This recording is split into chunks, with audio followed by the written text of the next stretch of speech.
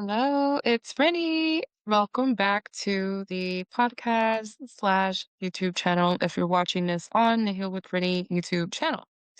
And today I am back after several weeks of just really focusing on what I have been kind of pivoting towards in my own spiritual practices. I have been really leaning into my intuitive gifts. And so, if you're not into all things woo woo, spiritual, and mystical, then I definitely understand if this podcast and the content I'm creating does not resonate with you.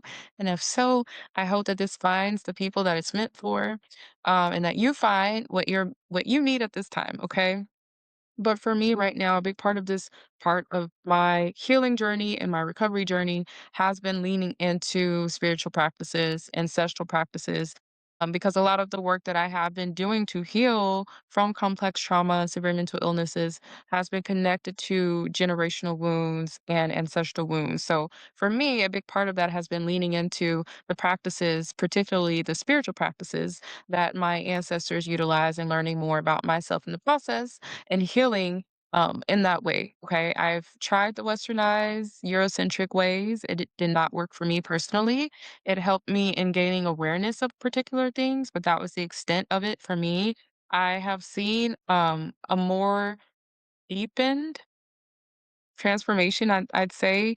Um, it's hard to know how to articulate this sometimes, but I feel like I've seen the most progress and growth through actually healing these wounds that I feel like many of which were passed down to me and were repeating cycles within my family and my lineage by actually adopting the practices that worked for them. Okay, so that started out being in the church and religious because that's also something that my ancestors were into, and it really shifted throughout time into going a little bit further back into practices prior to colonization, and I will digress, okay? But anyway, right now as someone who is very present and active in the online spiritual community, I have been creating content and leaning into my gifts. I am a reader as well. I've noticed that there's a lot of spiritual bypassing that's taking place. And I think to some extent, the mental health community more broadly also tends to bypass.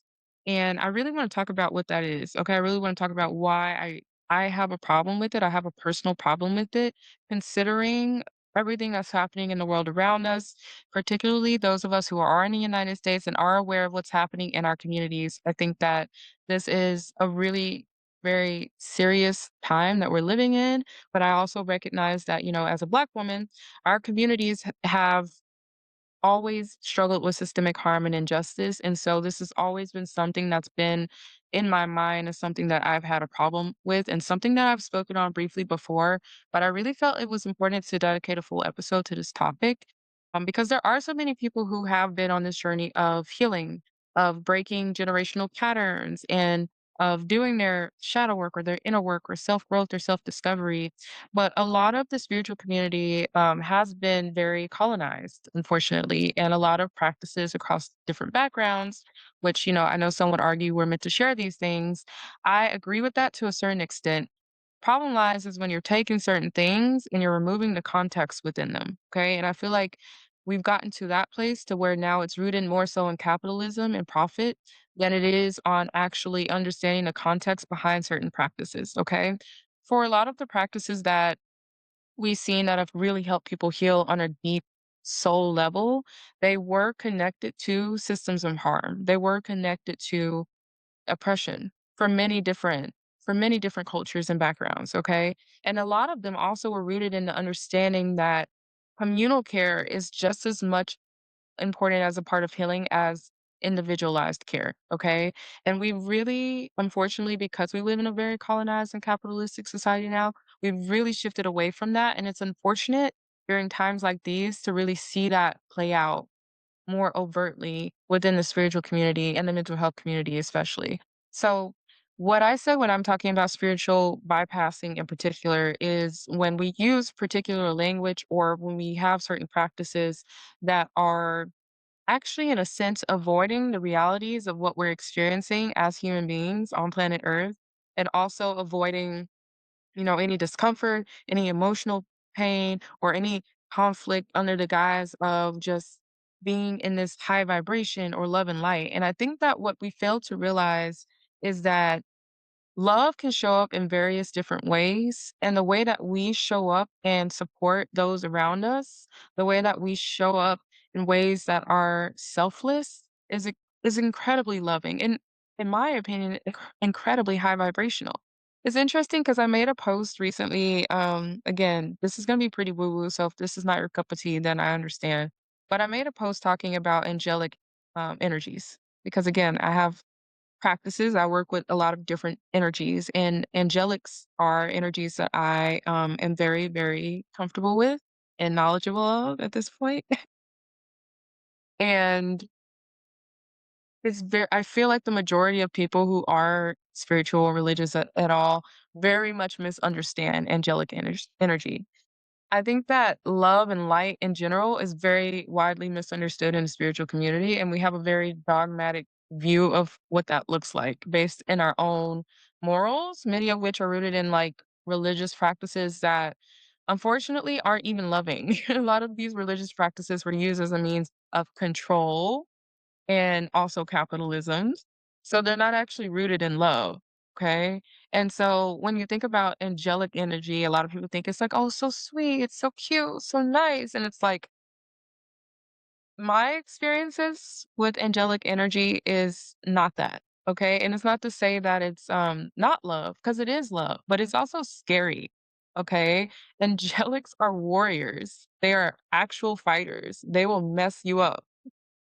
And so it's really funny to me, and it's frustrating to me to see the spiritual community use the language of like stay in a high vibrational, be in love and light, when actually being in love and light also requires fighting sometimes. Those who really created change in this world, they were demonized oftentimes. They were people who were considered criminals, even. I know we're coming up on Martin Luther King Jr. Day, and people love to throw that Martin Luther King's quotes around without realizing that he was arrested so many times. He was arrested so much he wrote a book in jail.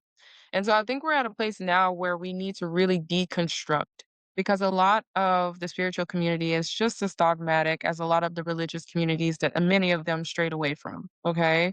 And there's this rhetoric that I see again of just, it is what it is. Our spirit shows this. Everything happens for a reason. We need to stay positive. We need to not be divisive. We need to forgive. We need to raise our vibration. And all of these things are, for one, disconnected from the reality of the human experience, which is, we're here for a reason. And if you are spiritual, most likely you believe that we are here for a reason.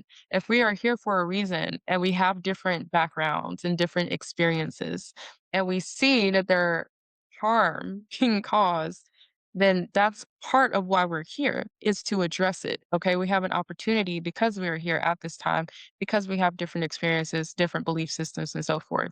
So to me, toxic positivity and spiritual bypassing, it actually causes more harm than good. And I think it's the opposite of loving. Okay. A lot of this community too really focuses on individualized healing, which is connected to capitalism, because then when it's focused on the individual, then for one, you're being sold back how you can heal yourself. But for two, it's also not really allowing us to hold systems of harm accountable for the harm that they're causing. Instead, the onus is then placed back on the individual. If you're struggling in life, it's your fault. That has nothing to do with the systems that you live within. If you are someone who, can't heal from trauma or you have certain mental illnesses, it's your responsibility to heal that. And we're not really looking at the collective systems that we live within and how they perpetuate these different illnesses or how these systems cause harm to people and has really wrecked many of our nervous systems. But now that it's affecting people a little bit more broadly, because it's been affecting certain communities for ages, but now that it's starting to be felt by more people, particularly those in the majority of the population, now suddenly there's this rage coming up. There's this understanding of, oh, this doesn't feel good. This isn't right. We need to do something about this. But even still, even as we're feeling that, there's this conflict within the spiritual community of knowing how to show up, when to show up.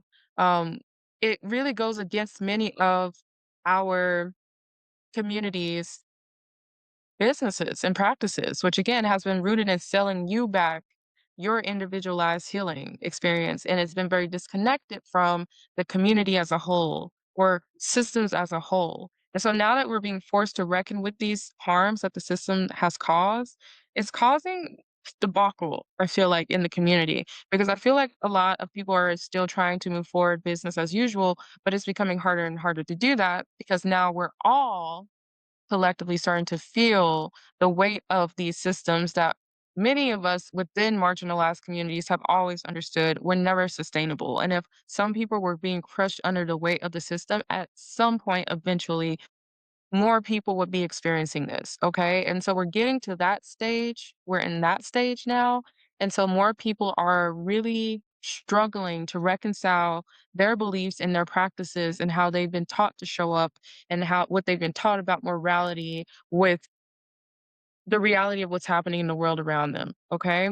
And so I want to talk a little bit about spiritual practices that are more closed or that are rooted in, ancestral or indigenous spirituality because again, a lot of the community has been very westernized, and I feel like a lot of the texts that we see are rooted in, Eurocentric perspectives that do not really shape really, really ancient practices, many of whom were passed down not necessarily in written record, okay?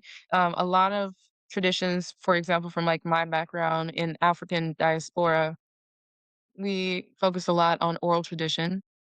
And so those who come from an oral tradition background, it's harder for us to I don't wanna say it's harder, it is a little bit more difficult for us to be prevalent more widely in these discussions around spirituality, but also because a lot of our practices, have been closed, and the reason why a lot of these practices are closed is not because we don't believe in sharing, it's because for centuries, many of our practices were stolen, and when these types of sacred practices are taken out of context, that really does impact these practices. A lot of African practices in particular are very much rooted in ancestor veneration.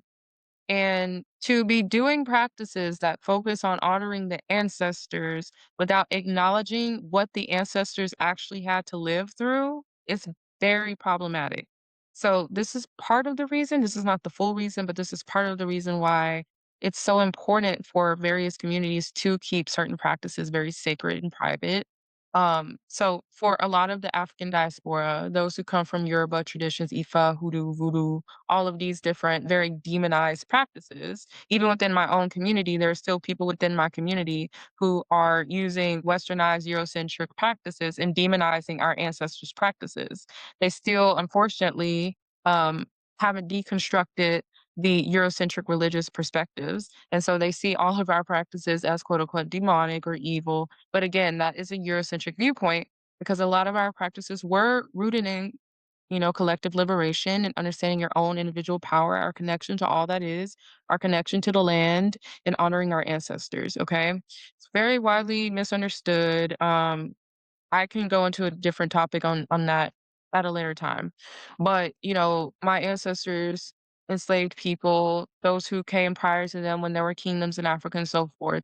They had spiritual systems and practices that really did focus on not only honoring the ancestors, but really addressing systems of harm. It focused on collective liberation, it focused on community. A lot of these different groups, they focused a lot on communal living, and they had village mindset, and they understood the importance of everyone having their role. That was more sustainable than a system where we're all kind of fighting for resources against each other as individuals, okay? And that's the system that we live in under capitalism. A lot of our ancestors understood that that is not sustainable. It's not to say that they didn't also have their different systems of trade but my point is that we understood that that is not sustainable. And when it comes to spiritual practices, again, a lot of the modern Western practices are rooted in hyper individualism and capitalism, and a lot of different indigenous and African ancestral practices are rooted in collectivism. Okay. Um, so modern times, you might see a lot more people who lean towards socialism or things like that, um, on this side of the spectrum, okay? But a lot of these different groups, whether it's indigenous, who a lot of their practices were connected to the land and again, collective well-being, or even Asian spiritual practices, which again, we don't know about from the perspective of those because a lot of them have been taken out of context because they've been so westernized, they've been so co-opted. But a lot of them are also focused on impermanence or the acknowledgement of suffering in this lifetime, of understanding detachment, of understanding injustice. But again, most of these practices acknowledge the realities of life and not ignore them and focus on their own personal selfish gain, okay? That is the problem that we're seeing right now is that we're still trying to push narratives that center our own experiences over the collective, and we're not really allowing ourselves to hold these systems accountable. So now that more people are having conversations on how we need to be holding these systems accountable, I think that the spiritual community and the way that it's existed so far is struggling to reconcile with this because unfortunately we also need to go through this dark night of the soul that I feel like we're in as a collective, where we really acknowledge how harmful it can be to be ignoring the realities of the world. Okay. So, part of the reason why I feel like it's important to talk about this is that colonization and capitalism has really distorted spirituality. I feel like, again, Western culture focuses on, using practices from across various different cultures, but stripping them of that context that's incredibly important. It also it avoids really focusing on collective liberation and on how coming together as a community actually benefits us all and it helps us all because we're addressing systems of harm that are influencing our mental health, our spiritual well-being. It's influencing us daily. But because not everyone was being impacted, people didn't care. Now that people are being impacted, they do care.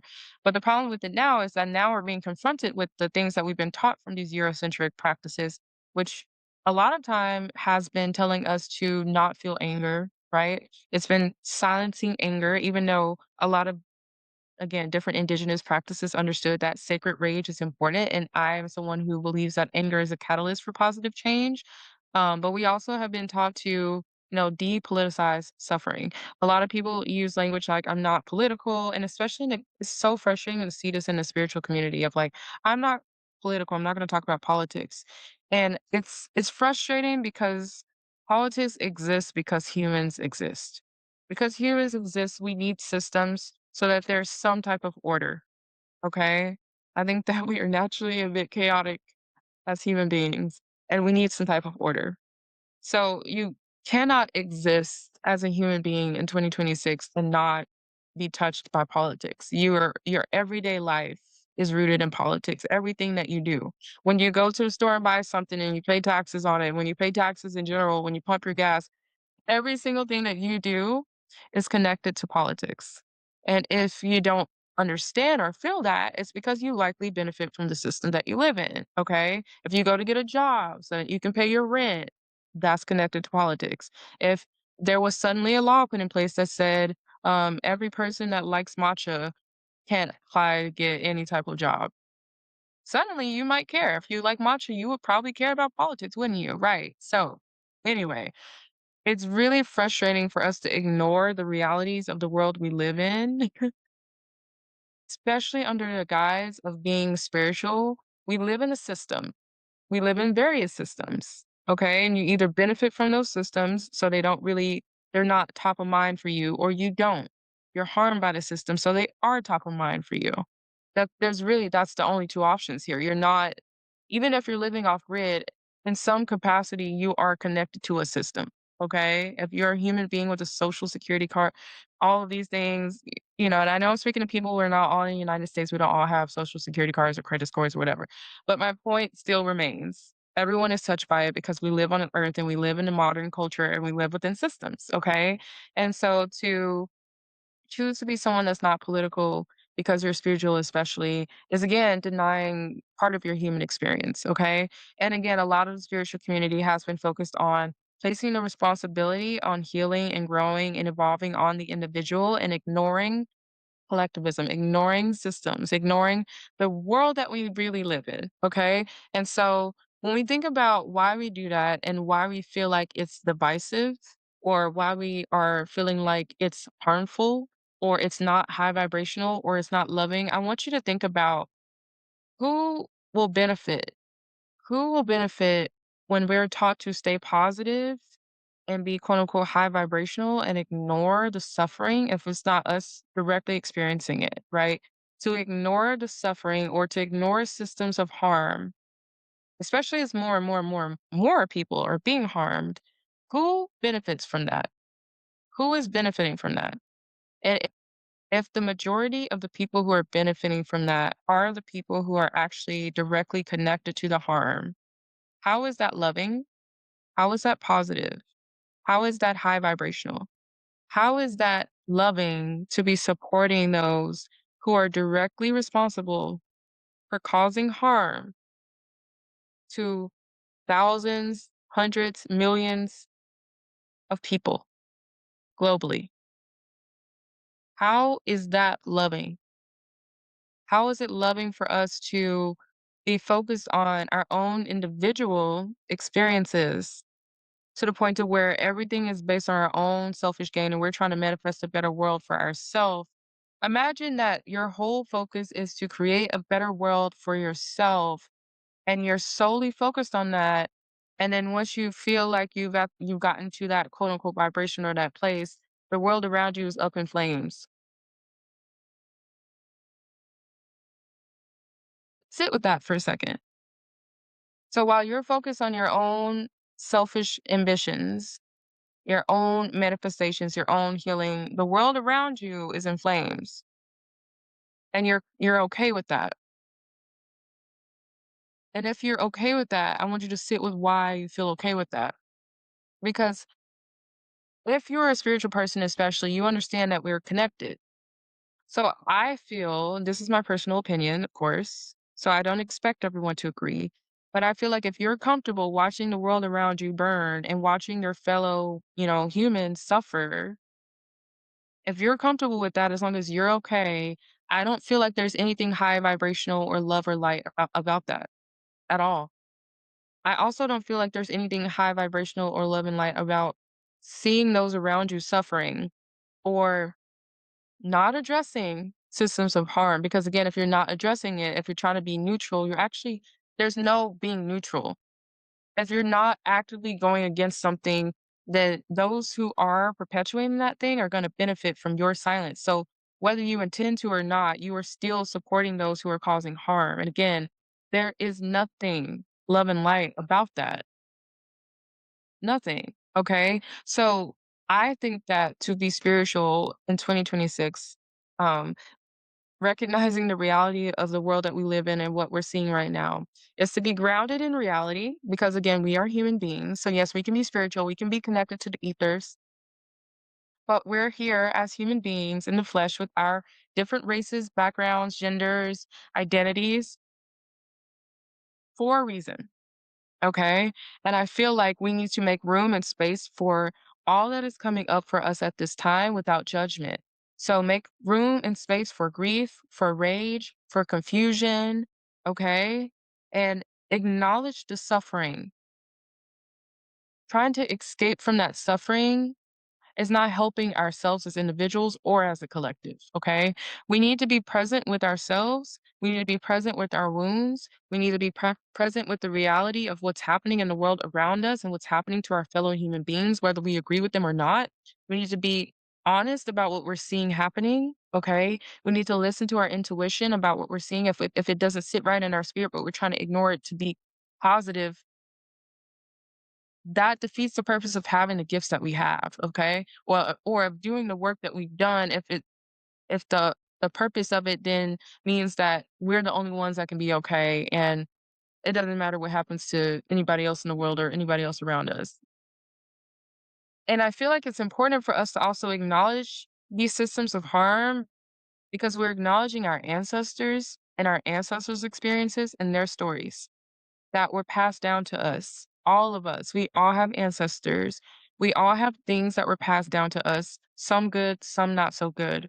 And it's our responsibility, I believe, to heal through those things so that we can build a better world. But I think that in order to build a better world, in order to solve any problem, you have to be willing to address the problem. If you want things to be better, but you're not willing to actually look at the problem and address the problem, nothing's going to change. If you think that just ignoring it and avoiding it is going to magically make it disappear, this is just going to get worse. And so we really got to come out of this this pattern, this very unhealthy and honestly not loving pattern of behavior because it's not love, it's fear. That is a fear-based response. To be unwilling to see something because it makes you feel afraid or uncomfortable, that is a fear-based response. It's not rooted in love. It's not rooted in love and light. It's the complete opposite of what you think it is, okay? Prioritizing your comfort is not at all love and light. And that's my personal opinion, so not everyone will agree with that, but that's how I feel personally.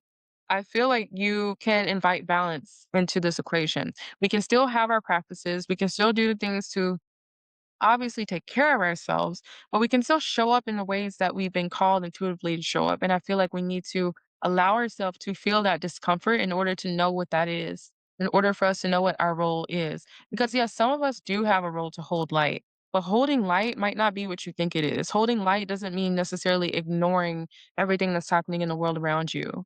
That's not holding light, that's avoidance.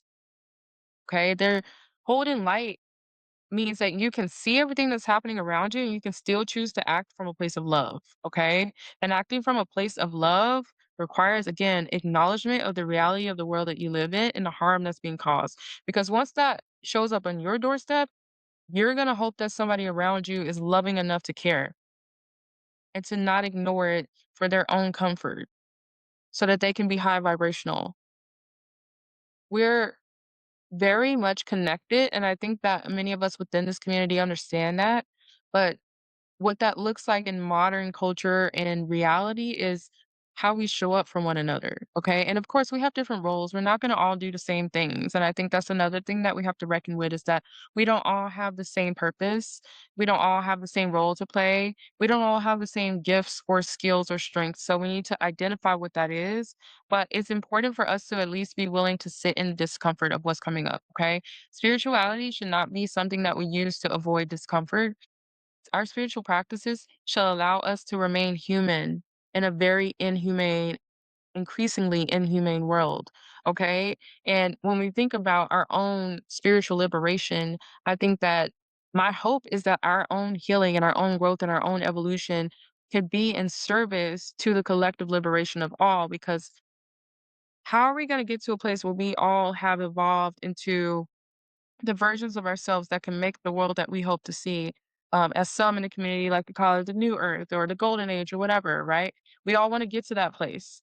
Many different religious cultures, many different spiritual backgrounds, we all talk about this place where we all live in peace and harmony. We have different language that we use for it. If we really want to see that happen, okay, or we want to be part of building that world, then we need to confront what needs to change. And we need to be very realistic about what is blocking us from getting to that point. Again, it's like a collective shadow work period, a collective dark night of the soul where we really have to acknowledge that these practices that we are learning right now, and the reason why so many of us are feeling called to this path is so that we can use it, so that we can build a better world, a world where we're not all traumatized and having to heal and having to break generational patterns of behaviors or um, wounds and fears and traumas that were passed down to us because we won't be continuously perpetuating harm. So we won't have to be continuously healing from things and unlearning things and relearning how to trust love and trust joy and trust each other.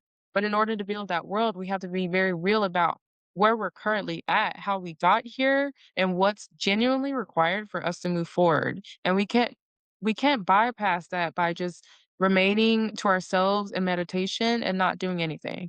So even if it is just using your voice, I think that it's important for us to be aware and informed about what's happening to those around us because it could be any of us at any point. And again, if we acknowledge that we're all connected, I would think that we would be cognizant of that fact, that it could be any one of us. And I think that as it becomes more of us, more people awaken to that truth. Okay. So I think that we need to invite more nuance and balance into this community at this time.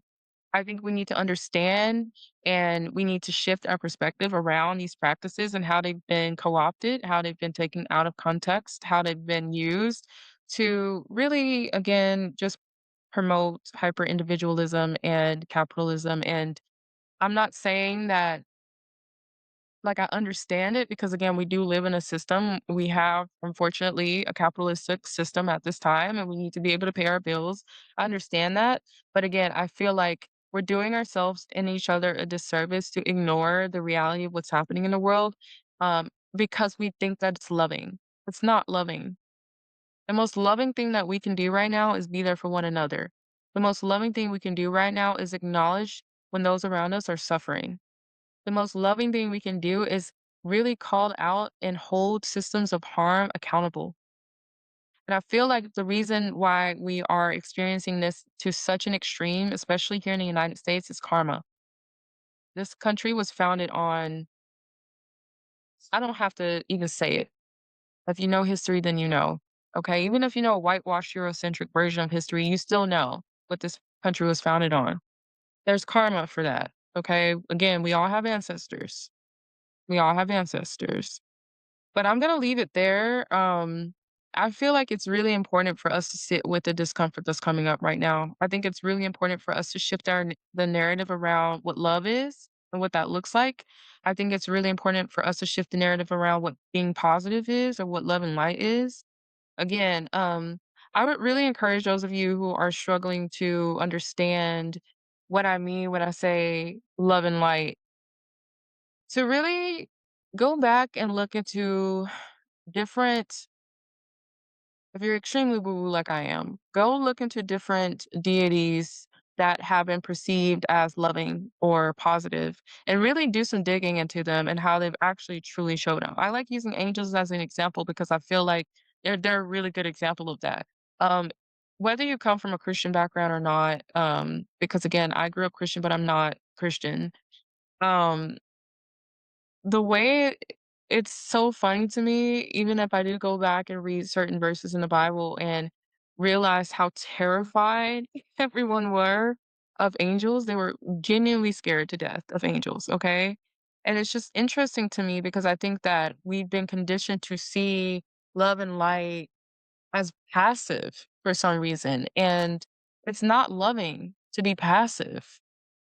And anger and sadness have been demonized, like, there's certain emotions that have been demonized, and I really want people to sit and think about why that is, because it benefits certain people for us to be passive, and it benefits certain people for us to convince ourselves that if there are issues that we're feeling or if we're unhappy or if we're struggling or if we're in pain, it's solely our responsibility. It's benefiting specific people, us to have this individualistic perspective. And so there's a reason why I'm really challenging us to look at our view and perspective around love and light, okay? Because we have demonized it so much that we can't see how it's actually contributing to the harm. These these practices of ignoring reality and blaming individuals for their own suffering or for the pain that they experience, that is perpetuating harm. That is directly in support and in alignment with harmful systems and harmful ideas that are actually way more divisive than it would be to actually confront the fact that we're all different and we have different experiences. And even if on a spiritual level or even on a human level, we know or we like to believe that we're all equal, the reality is that we're not all treated equal and we're not all treated the same. And we have seen that play out time and time again. And for most of my life, for many of my ancestors' lives, that's been ignored. We're at a point now where it can no longer be ignored. And so, what we do with the information that we have in this digital era that we live in is important. And choosing to deny what we're seeing, even when it's blatantly in our face, is not love. Again, this is my personal opinion. Might be a hot take, but it's not love. So I really do encourage us to sit with the discomfort of everything that's coming up and the discomfort of all the suffering and the realities of this world and actually inform ourselves and actually get uncomfortable and actually really think about who we're benefiting by quote unquote staying positive or even taking time to really reflect on what positive means to us, what love means to us, what light means to us. Really think about these words that we use and I think this is a great opportunity for us to shift our perspective. And as we're doing that, allow ourselves to sit with how we can use our gifts and the newfound perspectives that we're getting throughout this process to contribute to making this world a better place, actually, not just with our language or in our minds, but in actuality through tangible, practical efforts. But I'm going to leave it there. I truly am hoping that the right people come across this or hear this. And I truly do hope that more people broaden their perspective of what it means to be a loving person beyond this Eurocentric, you know, perspective, this viewpoint that is rooted in a very specific sense of morality that benefits very specific groups of people. So I hope that I succeeded in maybe at least allowing you to sit with this and ponder it for a bit and reflect on it. And then really consider how you've shown up and how this perspective is actually contributing to systems of harm and how that might at all be perceived as loving to you. And I'll leave it there. I'm sending you all love, okay? No matter how difficult this is to hear, or no matter whether we agree or not. I don't really care if we agree. I don't think we have to agree. I think that what I hope for us to do is, even if we don't agree, is to still get to a place where we can be loving to one another, genuinely loving. Okay. I'm going to leave it there. Thank you all for listening up until now. If you are interested in more woo content, especially, then definitely check me out on TikTok. I go live. I do readings now. I have some really exciting things coming soon. So stick around for that. And I do encourage you, of course, to take care of yourselves, but also be thinking about how we can show up for one another. I think that's incredibly important. Use your voice, share your stories, share resources, and support organizations that are actively on the ground fighting to make this world a better place as well. Just something that I like to do. And if you are working with organizations, definitely feel free to reach out and let me know. I've worked as a publicist and professional communicator for years, and for the past several years, supporting nonprofits and organizations on the ground that, have been helping communities of color, especially, heal. And I would love to learn more about other organizations that some of you might be supporting at this time. So feel free to reach out to me and share those. And I'm gonna end it now. Okay. Bye.